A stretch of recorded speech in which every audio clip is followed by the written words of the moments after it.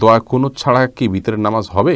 নাপাক অবস্থায় হাদিস ইসলামের বই ধরা যাবে কিনা, যেখানে আরবি লেখা আছে রুমে অ্যাটাচড বাথরুম থাকলে সেই রুমে নামাজ পড়লে কি নামাজ হয় না? সালাতুত তাসবিহ নামাজ জীবনে একবার হলেও পড়তে হবে, একথা সত্যতা জানতে চাই। ডিভোর্স হয়ে যাওয়ার পর সাবেক স্বামীকে নিয়ে কোনো কিছু ভাবা যাবে কিনা? কাঁচা পেঁয়াজ রসুন খাওয়া জায়েজ আছে কিনা? গীবতকারী আত্মীয়ের সাথে সম্পর্ক না রাখলে কি গুনাহ হবে? ফজরের নামাজের পর ঘুমানো শরীয়তে বিধান কি? মহিলারা নামাজে উচ্চস্বরে কেরাত পড়তে পারবে কি না?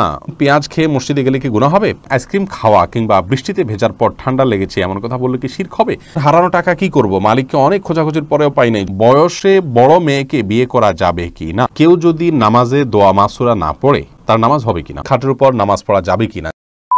নাফে চৌধুরী আপনি জানতে চেয়েছেন সালাতুত তাসবিহ নামাজ জীবনে একবার হলেও পড়তে হবে, একথা সত্যতা জানতে চাই। এ বিষয়ে একটি হাদিস পাওয়া যায়, নবী করিম সাল্লাল্লাহু আলাইহি ওয়াসাল্লাম তার চাচা আব্বাস রাদিয়াল্লাহু তাআলাকে শিক্ষা দিয়েছেন। এই হাদিসটি পাওয়া যায় এবং এই হাদিসের উপর ভিত্তি করে এবং আরও কয়েকটি হাদিসকে সামনে রেখে মুহাদ্দিসদের অনেকেই ফুকাহা ইকরামের অনেকেই সালাত পড়াটাকে মুস্তাহাব বলেছেন, যদিও এই হাদিস সনদের দিক থেকে আপনার বিশুদ্ধতার মানদণ্ডে উত্তীর্ণ নয়। অনেক মুহাদ্দিসিন ইকরামের গবেষণা অনুপাতে সেই জায়গা থেকে এই সমস্ত মুহাদ্দিসিন ইকরাম বলেন যে না, এটি আপনার জীবনে একবার পড়তে হবে এমন কোনো কথা নেই।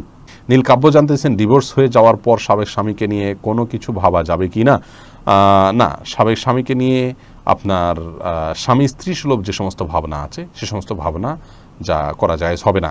যদি মনে কখনো শয়তান আনেও সেটিকে ভোলার চেষ্টা করতে হবে। এরপরে সুইটি আহমেদ জানতে চেয়েছেন গীবতকারী আত্মীয়ের সাথে সম্পর্ক না রাখলে কি গুনাহ হবে? গীবতকারী আত্মীয়ের সাথে সম্পর্ক যদি কেউ না রাখেন তাহলে সেক্ষেত্রে অবশ্যই গুনাহ হবে, কারণ গীবত করার কারণে কারোর সাথে সম্পর্ক ছিন্ন করা যাবে না। তিনি অপরাধ করছেন, অপরাধীর সাথে সম্পর্ক ছিন্ন করার নির্দেশ ইসলাম দেয়নি যদি তিনি রক্ত সম্পর্কে আত্মীয় হন। হ্যাঁ, আপনি তার সাথে গীবতের মজলিসে যোগদান করবেন না, সেটিকে অ্যাভয়েড করবেন, কিন্তু সম্পর্ক ছিন্ন করা, তার সাথে যোগাযোগ না রাখা, এটা করা উচিত নয়। এটা অতিরঞ্জন হবে, বাড়াবাড়ি হবে এবং আত্মীয়তার সম্পর্ক রক্ষা করা অনেক গুরুত্বপূর্ণ বিষয় ইসলামে। শারমিন নাহার জানতে চেয়েছেন নামাজের শেষে জায়নামাজ সালাম করার এবং তাসবিহ তেলাওয়াত করতে চুমু দেওয়ার বিধান কি? নামাজ শেষে জায়নামাজকে সালাম করা কিংবা তাসবিহ, কোরআন তেলাওয়াত এগুলোকে আপনার চুমু দেওয়ার কোনো বিশেষ প্রয়োজনীয়তা নেই, বরং এগুলোকে যদি কেউ সিস্টেম মনে করেন, এগুলোকে যদি কেউ তেলাওয়াতের আদব শিষ্টাচার হিসেবে বানিয়ে নেন, নিয়ম বানিয়ে নেন, তাহলে সেটি বিদআতে পরিগণিত হবে। আমরা যে জায়নামাজে সিজদা করলাম এটার সাথে আমাদের চুমু খাওয়ার বা এটার প্রতি শ্রদ্ধা দেখানোর মতো কিছুই নেই।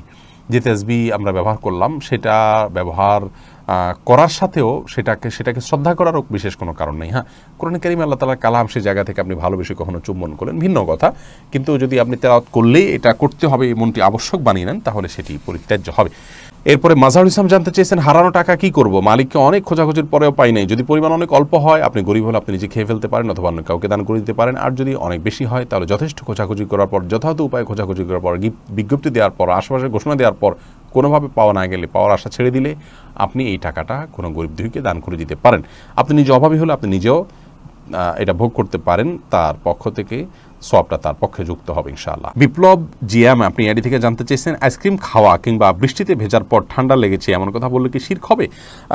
সরাসরি এটাতে শিরকে আকবর হবে না, কিন্তু এগুলো যদি এমনভাবে বলেন যে আইসক্রিম খাওয়াতেই হয়েছে, বৃষ্টি ভেজার কারণেই হয়েছে, খুব স্ট্রেস দিয়ে বা এমনভাবে বললেন যে বোঝা গেল যে এটাই মূল কারণ, একমাত্র কারণ আপনি নির্দিষ্ট করে দিচ্ছেন, ফিক্স করে দিচ্ছেন, এরকম বললে সেটা শিরকে আসগর হবে, ছোট শিরক হবে, যেটি অ্যাভয়েড করা উচিত বা বর্জন করা উচিত। বৃষ্টি ভিজলাম এর পরেই ঠান্ডা লেগেছে, আল্লাহ ভালো জানে, হয়তো এই কারণেই হয়েছে, এরকম বলা যেতে পারে। ইসমাইল দেওয়ান জানতে চেয়েছেন পেঁয়াজ খেয়ে মসজিদে গেলে কি গুনাহ হবে? পেঁয়াজ বলতে কাঁচা পেঁয়াজ যদি খান, কাঁচা পেঁয়াজ খেয়ে সেই অবস্থায় মসজিদে যাওয়া নিষেধ, হাদিসে স্পষ্ট নিষেধ আছে। তার কারণ হলো মসজিদে ফেরেশতা থাকে, অন্য মানুষরা আছেন, কাঁচা পেঁয়াজ খেলে মুখে দুর্গন্ধ হয়, সেই দুর্গন্ধ নিয়ে মসজিদে গেলে আশপাশের লোকদের কষ্ট হবে, ফেরেশতাদের কষ্ট হবে, সেজন্য হাদিসে নিষেধ আছে। অতএব কাঁচা পেঁয়াজকেও খাওয়ার পর ভালো করে মুখের দুর্গন্ধ দূর করে, সেটি অন্য কিছু খেয়ে হোক, ব্রাশ, মেসওয়াক ইত্যাদি হোক, যেভাবে হোক, অন্য কোনো উপায়ে মুখের দুর্গন্ধ দূর করে তারপর তিনি মসজিদে যাবেন না। মোহাম্মদ তানভীর জানতে চেয়েছেন বয়সে বড় মেয়েকে বিয়ে করা যাবে কি না? অবশ্যই করা যাবে। বয়সে আপনার চাইতে আপনি যাকে বিয়ে করবেন তার বয়স যদি বেশি হয়, বিয়ে করাতে কোনো অসুবিধা নেই।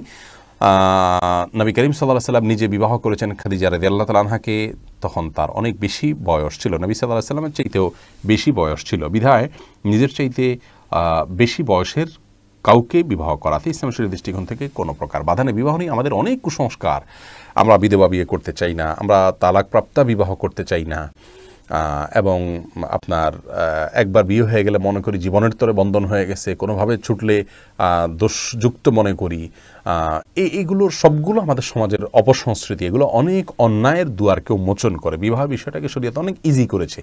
সাহাবা ইকরাম পুরুষ হয়তো একাধিক বিয়ে করছেন, সেটাও যেমন তাদের কাছে স্বাভাবিক ছিল, নারীদেরও একাধিক জায়গা বিয়ে হচ্ছে সেটা সম্পূর্ণ স্বাভাবিক মনে করা হচ্ছে। এখন 2-3 জায়গা বিয়ে হলে, তালাক হলে তাকে মানুষ মনে করে যে লোকটা খারাপ বা ভালো মানুষ নয়। এটি সম্পূর্ণ একটি ষড়যন্ত্র অংশ।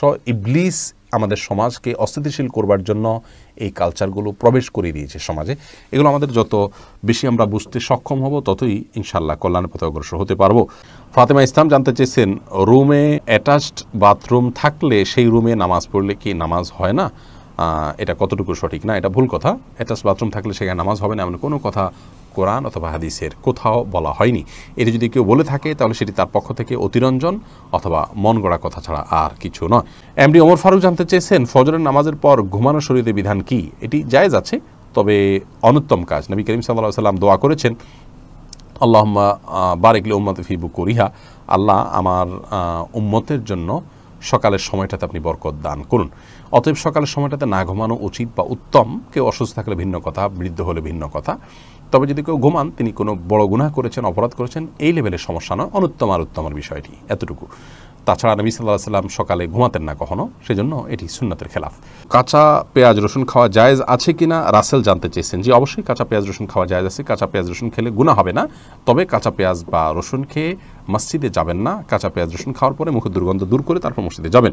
জান্নাতুল ফেরদাউস আপনি জানতে চেয়েছেন, খাটের উপর নামাজ পড়া যাবে কিনা? জি, অবশ্যই যাবে। খাটের উপর নামাজ পড়াতে কোনো অসুবিধা নেই। অনেকে মনে করেন যে খাটের উপরে বা বিছানা চাদরের উপর নামাজ পড়া যায় না। বিছানা চাদর ধোয়া থাকে, পরিষ্কার থাকে, নাপাক দেখা না যায়, কোনো নাপাকের আলামত না থাকে, তাহলে সেখানে সালাত আদায় করতে কোনো অসুবিধা নেই। সিরতাজ আন্নি আপনি জানতে চেয়েছেন, কেউ যদি নামাজে দোয়া মাসুরা না পড়ে তার নামাজ হবে কিনা? হয়ে যাবে। দোয়া মাসুরা পড়া এটা ফরজ বা ওয়াজিব নয়। রাকিবুল ইসলাম জানতে চেয়েছেন, দোয়া কুনুত ছাড়া কি ভিতরের নামাজ হবে? হলে তা দেখুন, দোয়া কুনুত এটি ভিতরের জন্য ওয়াজিব। অনেক ওলামা ইকরাম এটিকে সুন্নাহ বলেছেন, যেমন আরবিয়ান স্কলাররা, সৌদি ওলামা ইকরাম এটিকে সুন্নাহ বলেছেন।